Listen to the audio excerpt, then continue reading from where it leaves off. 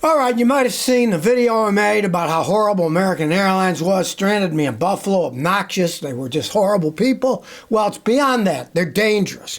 Believe it or not, at the Phoenix Sky Harbor International Airport, there were 2 American Airline flights that had the same number.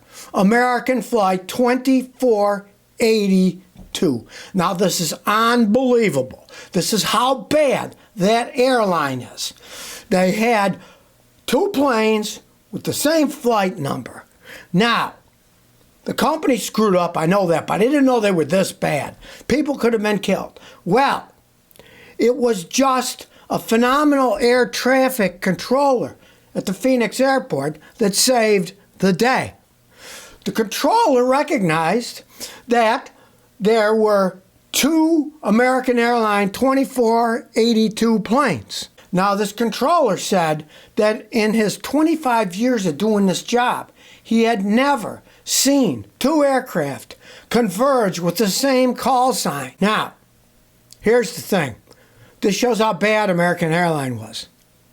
American Airlines system didn't prevent it. You'd think they would have some kind of safeguard on their computer system that would prevent them from having 2 planes having the same number.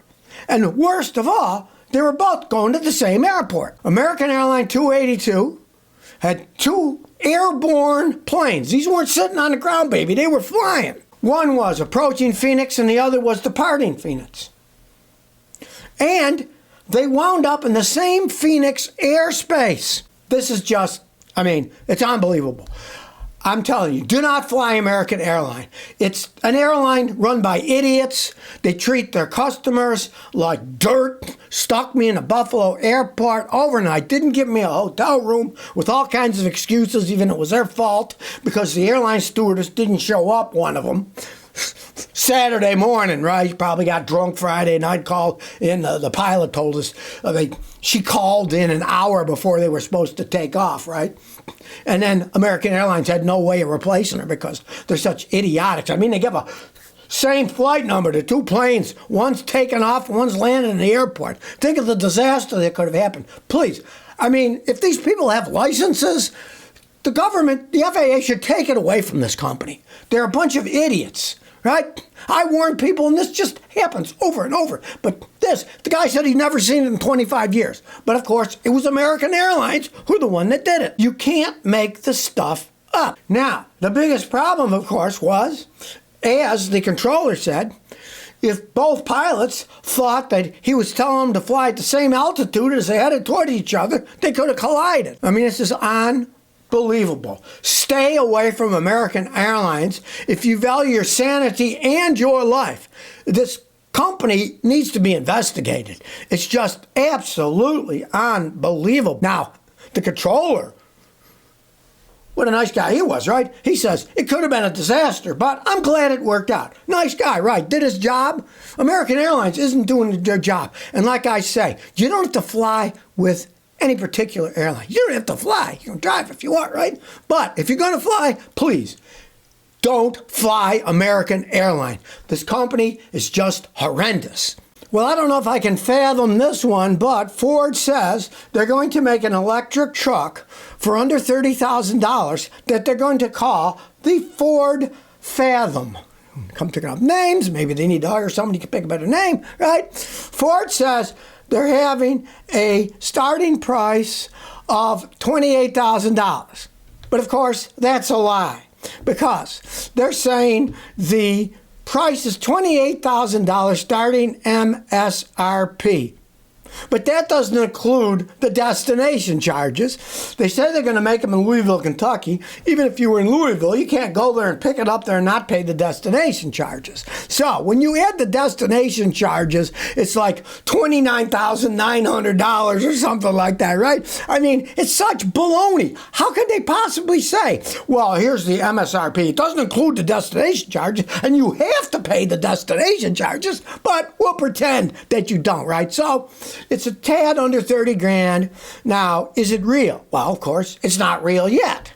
It doesn't exist. It's going to be a 4-door pickup that's like the size of the Maverick, but it's going to be an electric pickup truck. Now their Ford electric pickup truck, Ford F-150 Lightning, was a massive failure. They don't make them anymore, right? Well, now they decide they're going to make a small one. Now, Ford says that they're spending about $2 billion converting the Louisville assembly plant in Louisville, Kentucky, to make these electric trucks. Now, they say that customer deliveries will begin in fall of 2027. So that's, over a year from now. Many things can happen between now and then, but, we'll find out. Now, the battery it's going to use is a lower cost lithium iron phosphate battery, LFP they call them. Now, they have less energy, so who knows if this thing is going to actually be able to go very far. It's a pickup truck, and of course, if you towed stuff, it wouldn't go far at all. I knew a guy at F-150 Lightning, and he towed a trailer from Portsmouth here, Rhode Island, to New Hampshire, and he had to stop 4 times to get electricity. And that was just a little bitty trailer thing that had. So, who knows what's actually going to come. But Ford has some interesting designs. I don't know if it's going to work out that well. One of them is the battery pack as part of the structural floor of the truck. Oh, great. It's cracks. There goes the structure of the truck. You got to replace the battery, right? Now, Ford is also trying something different. They're going to try their assembly tree. This is when Ford said they're going to be revolutionary. They're going to have like 3 separate assembly lines that are all next to each other following, and then at the end putting them all together again. I foresee problems with that, but who knows, right? They said when they do this, they use 20% less parts, 25% fewer fasteners, and 40% fewer assembly workstations to cut manufacturing costs. All I know is every time I see a company cutting manufacturing costs, they cut the quality while they're doing it, right? Now, Ford said they're aiming to get a 300-mile range, right? Now, their standard range, the lithium iron phosphate battery, says it won't reach 300 miles, right? They haven't said how much it's going to go. They're saying that you have to buy the super fancy long-range version, right? And they say that'll go about 300 miles. We know it'll go a lot less, right? Especially if it tows. And they're not even announcing the price of this expensive one with the long-range battery and even the price of the long-range battery itself. So, as per usual, they're trying to get you to think you're going to get something great for a low price. We'll see what happens if it does come out indeed in the fall of 2027, over a year from now, when this video was made, what they actually go for. I'll give you a perfect example. When the Lightnings first came up, people were paying over $100,000 for those things. It's just patently absurd. In the end, for $49,700 instead of $100,000 they were selling for originally, you could get one when they finally stopped making them and they were selling the ones they had left over. So, yeah, let's see what happens. Is this Fathom? I can't fathom it myself. I can't see them selling something for under 30 grand.